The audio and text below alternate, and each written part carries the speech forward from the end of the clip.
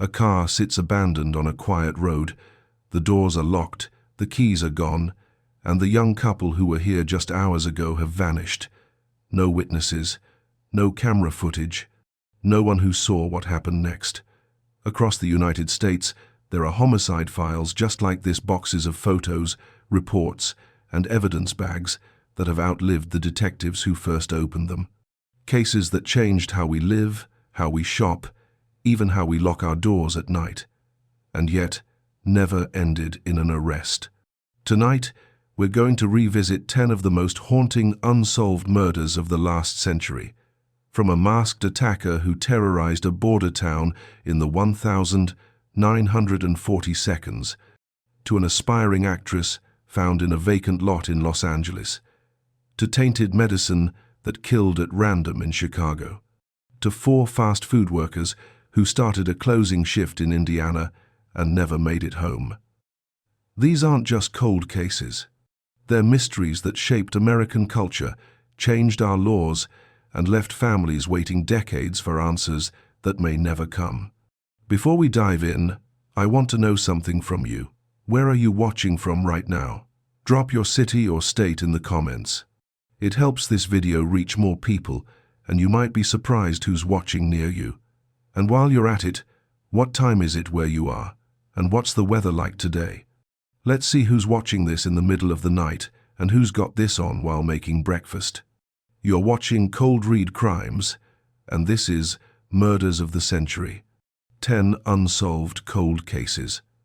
We're going chronologically tonight, starting more than 100 years ago and working our way to cases that are still making headlines today. Let's begin. Quick note before we start. This video discusses real-life events involving violence and loss. All information is based on publicly available sources, including court records, news reports, and investigative archives.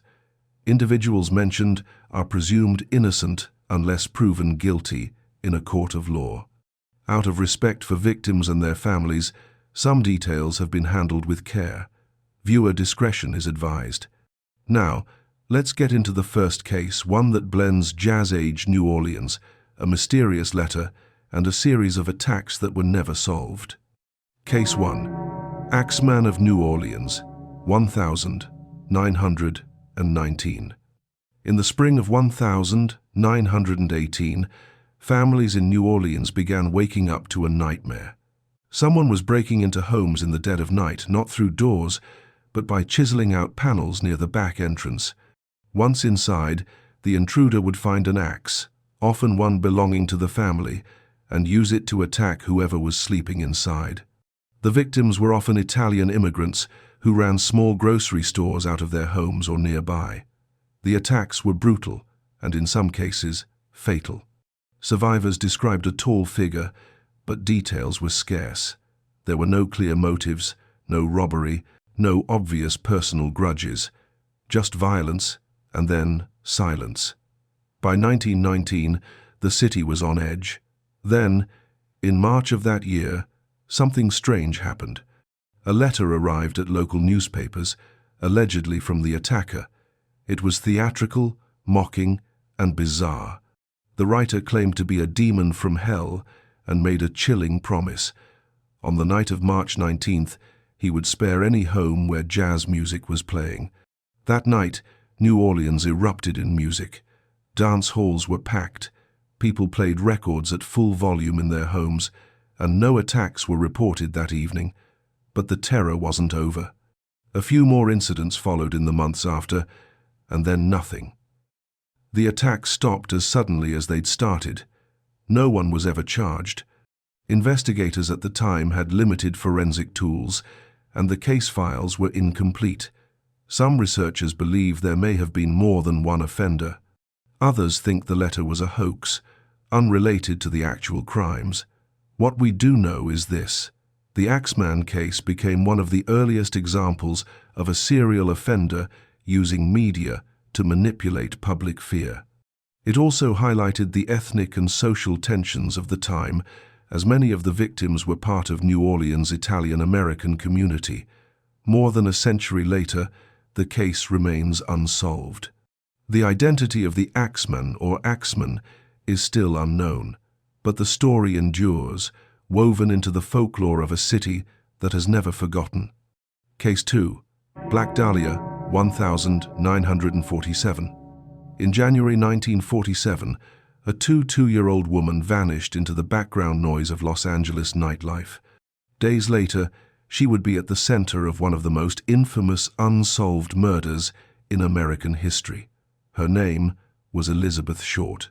She had moved to California from Massachusetts with dreams of becoming an actress, a story shared by thousands of young women in post-war Los Angeles. But the reality was harder. She lived in rooming houses, worked occasional jobs, and moved between social circles. Friends described her as friendly but transient, someone who was always on the move. On January 9th, Short was last seen alive at the Biltmore Hotel in downtown LA. 6 days later, a local resident made a discovery in a vacant lot in the Limert Park neighborhood.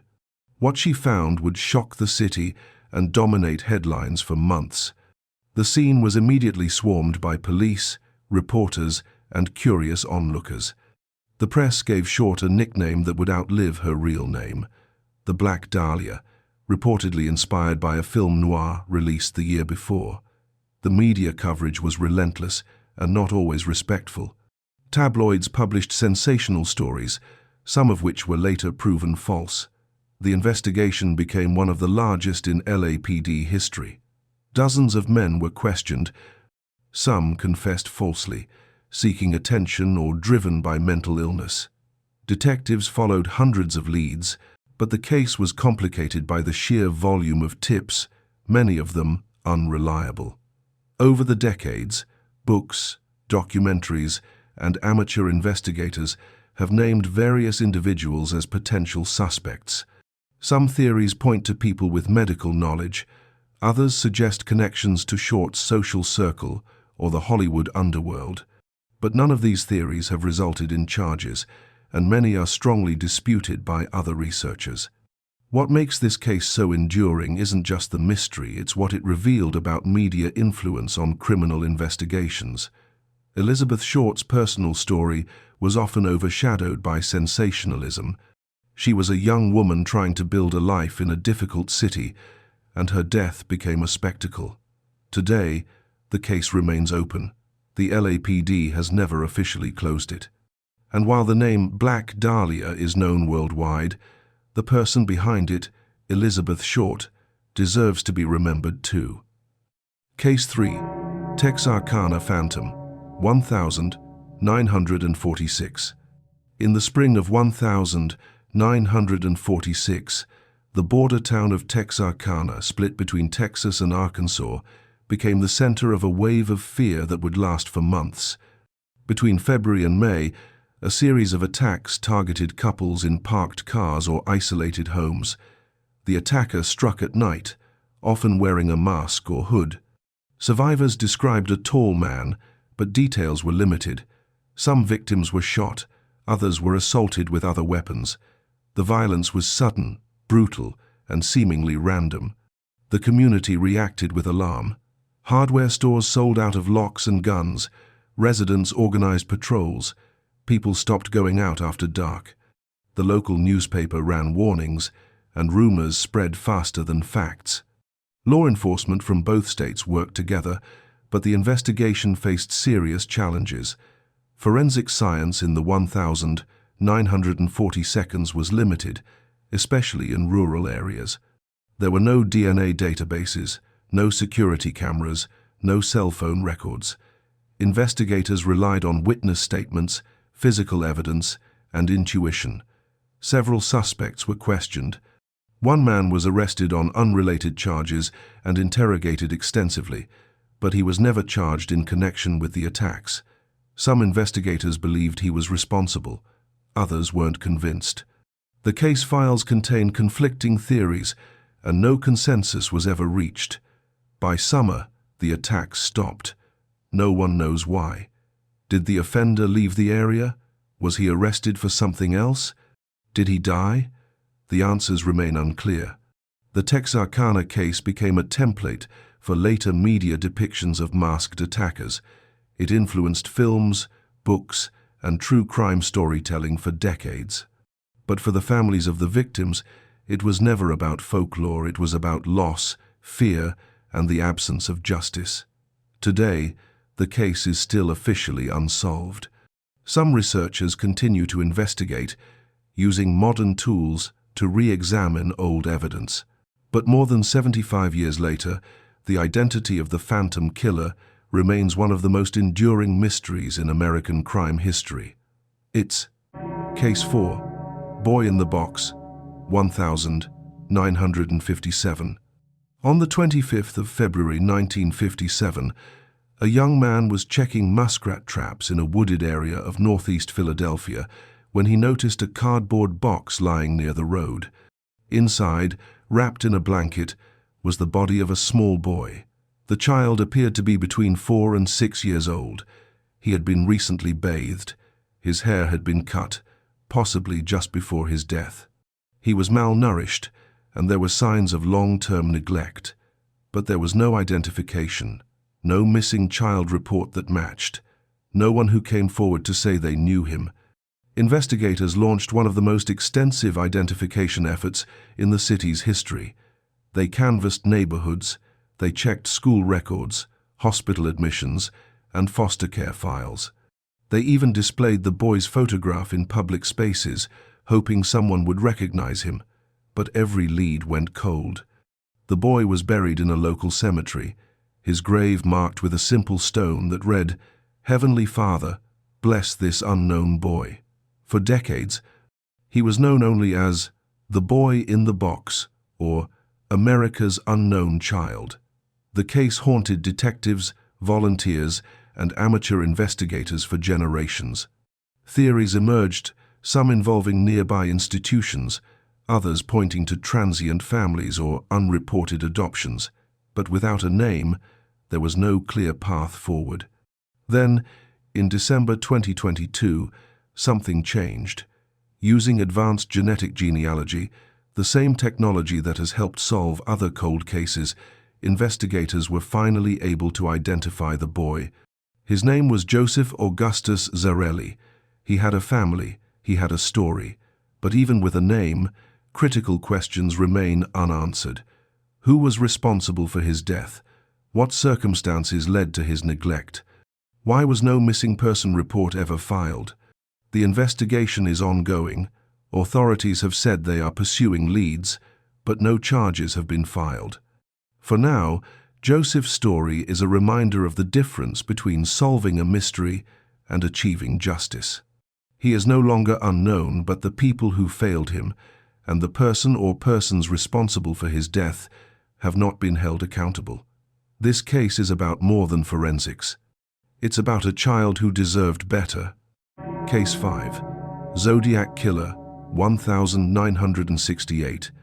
In the late 1962s, Northern California became the hunting ground for one of the most infamous unidentified offenders in American history.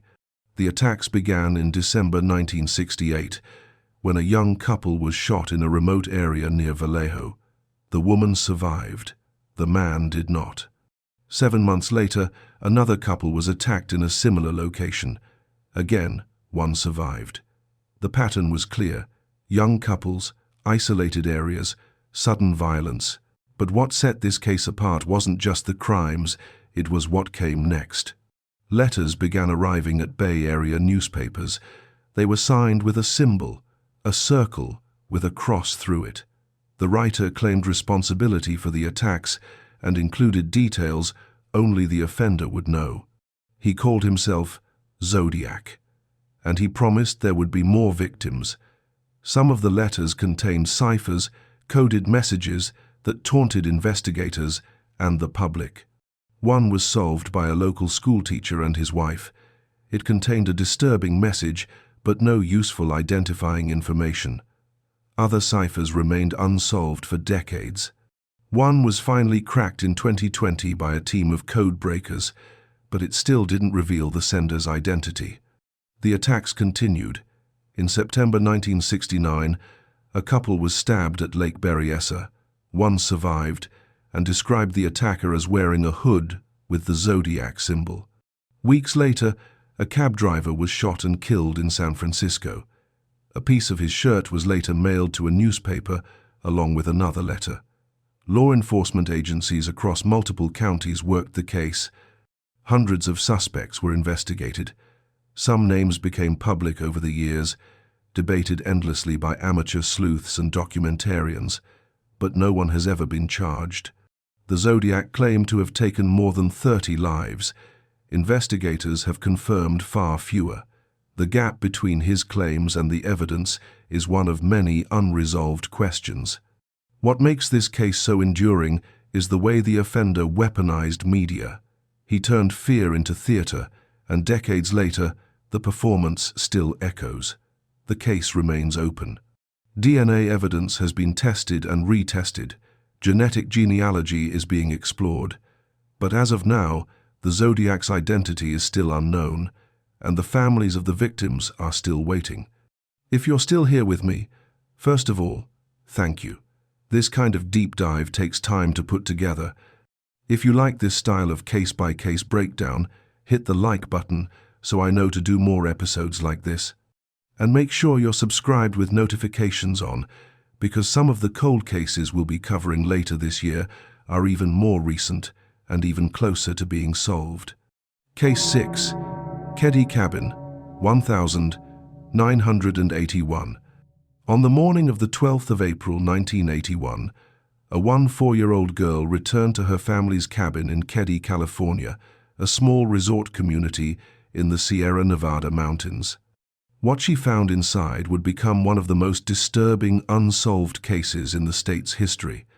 Her mother, her older brother, and a family friend had been attacked during the night. 3 of them were found inside the cabin. The violence was extreme. 2 younger brothers had been sleeping in an adjacent room and were unharmed. Another sibling had been at a sleepover nearby. But one person was missing, the 4-year-old's younger sister, who had also been at the sleepover. 3 years later, her remains were discovered in a wooded area miles away. The initial investigation faced immediate challenges. The crime scene was not secured properly. Evidence was mishandled or lost. Witnesses reported seeing suspicious individuals in the area that night, but those leads were not pursued aggressively. Over time, key pieces of evidence, including recorded interviews and physical items, went missing from storage. For decades, the case went cold. The family pushed for answers, but progress was slow. Then, in the 2000s, new investigators took another look. They found evidence that had been overlooked or misfiled. They re-interviewed witnesses. And they began to develop strong theories about who was responsible. In 2016, the Plumas County Sheriff's Office announced that they believed they knew who committed the murders, but that the individuals in question had since died. No charges were ever filed. No trial ever took place.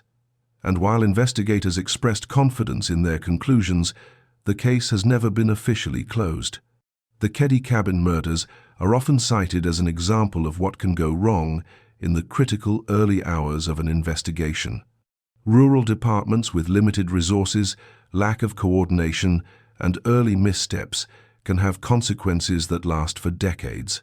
For the surviving family members, the lack of a public resolution has been painful. They know what investigators believe happened, but belief is not the same as justice. Today, the case remains technically open, and the family is still waiting for the full truth to be acknowledged. Case 7. Burger Chef, 1978. On the night of the 17th of November, 1978, 4 young employees were working the closing shift at a Burger Chef restaurant in Speedway, Indiana, just outside Indianapolis. Their names were Jane Freet, Daniel Davis, Mark Flemons, and Ruth Shelton. Their ages ranged from 16 to 20.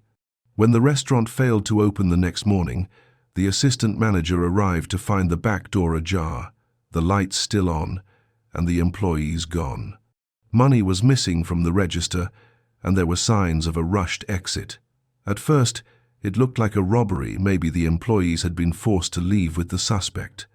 But 2 days later, the truth became far darker. The bodies of all 4 employees were found in a wooded area about 20 miles away in Johnson County.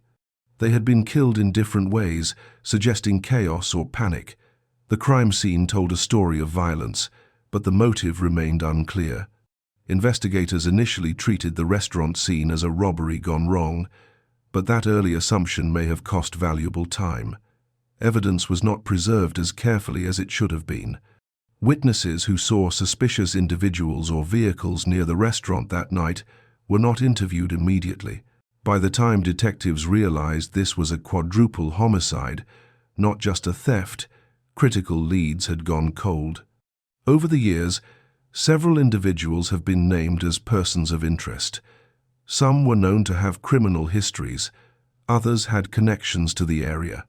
Witnesses came forward with descriptions and vehicle details, but no arrests were ever made. In recent years, investigators have said they believe they know who was responsible, but the individuals in question are either deceased or cannot be charged due to lack of physical evidence.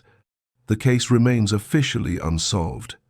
The Burger Chef murders are a case study in how early investigative decisions can shape everything that follows. The families of Jane, Daniel, Mark, and Ruth have spent more than 4 decades seeking answers.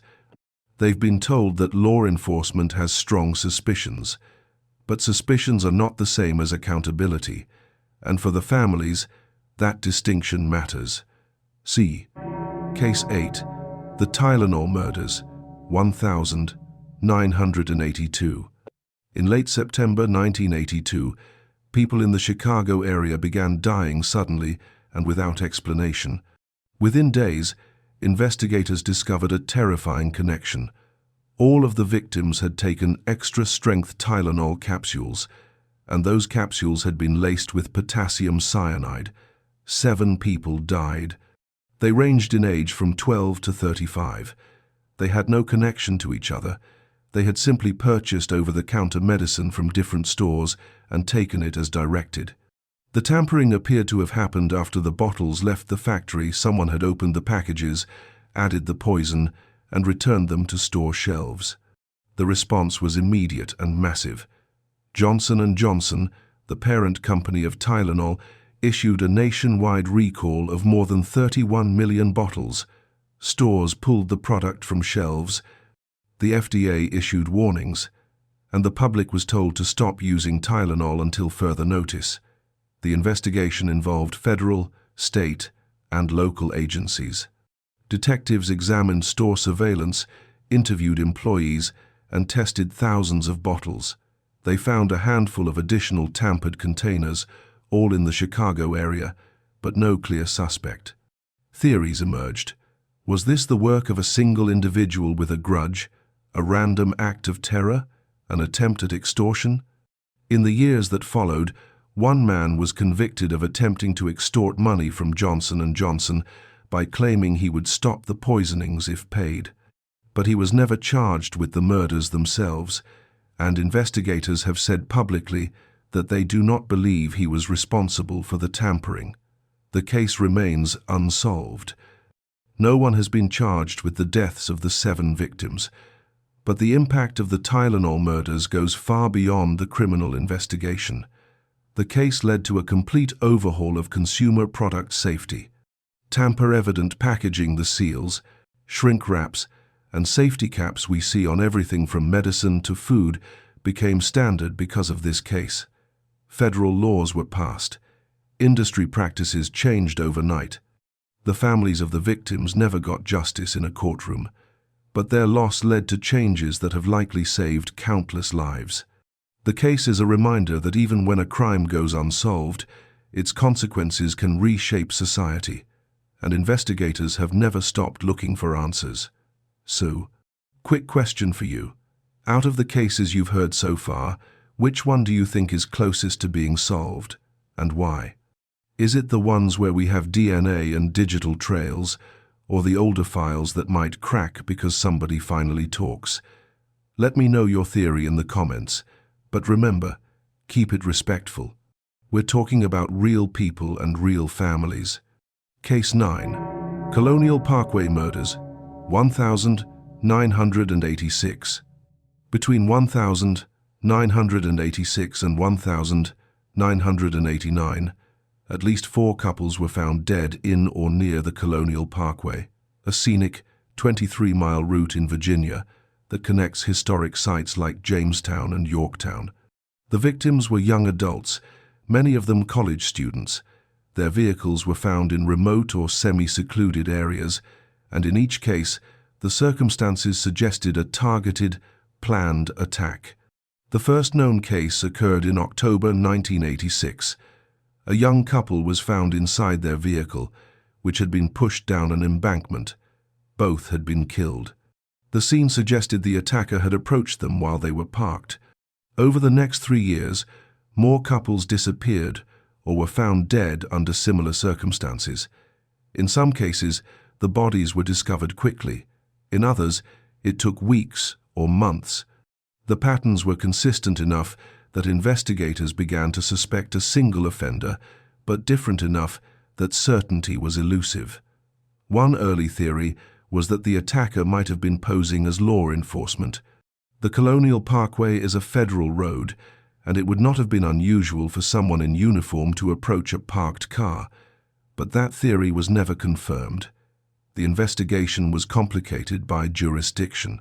The crimes occurred across multiple counties and involved both state and federal land. Different agencies were responsible for different parts of the case, and coordination was not always smooth.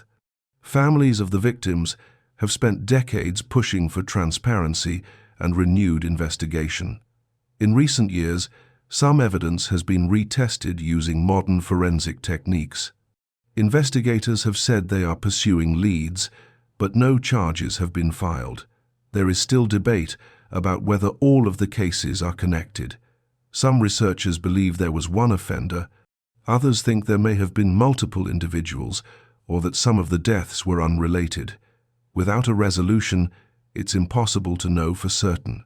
The Colonial Parkway murders remain one of the most haunting, unsolved series of crimes on the East Coast. The families continue to seek answers. And the question that has lingered for more than 30 years remains: who was responsible, and why were they never caught? Who? Case 10. Long Island Serial Killer. Gilgo Beach, 2010. In December 2010, a police officer and his cadaver dog were searching a remote stretch of beach near Gilgo Beach, Long Island, looking for a missing woman named Shannon Gilbert. They didn't find her that day. But they found something else: the remains of 4 other women, all within a short distance of each other. Over the following months, additional remains were discovered along Ocean Parkway. In total, the remains of at least 10 individuals were recovered. Many of the victims were women who had advertised services online. Some had been missing for years. Their cases had not received significant media attention or investigative resources at the time of their disappearances. The case sparked immediate criticism. Advocates pointed out that missing persons reports involving women in the adult services industry were often not taken seriously. Families said their concerns had been dismissed, and the delay in connecting the cases meant that critical evidence and leads had been lost. A multi-agency task force was eventually formed. Investigators began focusing on digital evidence, cell phone records, online ads, email accounts. The case became a study in how crimes in the digital era leave different kinds of trails than those in the past. For more than a decade, the case remained unsolved. Theories circulated. Some believed a single offender was responsible for all the deaths. Others thought there might be multiple individuals involved. The investigation was slow, and public updates were rare. Then, in July 2023, authorities announced a major development. An arrest had been made. A Long Island resident was charged in connection with several of the murders. Additional charges have since been filed. The case is ongoing, and the accused is presumed innocent unless proven guilty in court. But even with an arrest, significant questions remain. Are all of the Gilgo Beach cases connected? Were there other offenders? And why did it take so long for the investigation to gain traction? The Gilgo Beach case is a reminder of how far forensic science and investigative techniques have come and how much work remains to be done in protecting vulnerable individuals. It's also a reminder that justice delayed is not the same as justice denied. Families waited more than a decade for movement in this case. Some are still waiting for full answers, and the investigation is not over. 10 cases, more than a century of American history, hundreds of investigators, thousands of leads, and countless hours spent searching for answers that, in most of these cases, have never come. What do these cases have in common? They show us the limits of technology, the challenges of coordination across jurisdictions, and the ways that media, both helpful and harmful, can shape a criminal investigation. They also show us something else: the resilience of families who refuse to let their loved ones be forgotten. Some of these cases may never be solved. Others might crack tomorrow, thanks to a new DNA match, a deathbed confession, or a piece of evidence that was overlooked decades ago. We've already seen it happen. Genetic genealogy identified the boy in the box after 65 years. An arrest was made in the Gilgo Beach case after more than a decade. The tools we have today didn't exist when most of these crimes were committed. But technology alone doesn't solve cases. People do. Detectives who won't let go, families who keep asking questions, witnesses who finally decide to speak, and communities that refuse to forget. These 10 cases represent just a fraction of the unsolved homicides in the United States. According to the Murder Accountability Project, there are more than 200,000 unsolved murders since 1980 alone. Each one represents a person, a family, and a story that deserves to be told.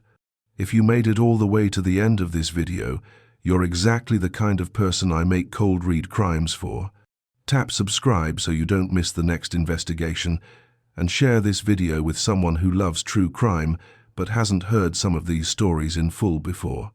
And if there's a cold case you think belongs in a future Murders of the Century episode, drop the name down below. I read as many comments as I can.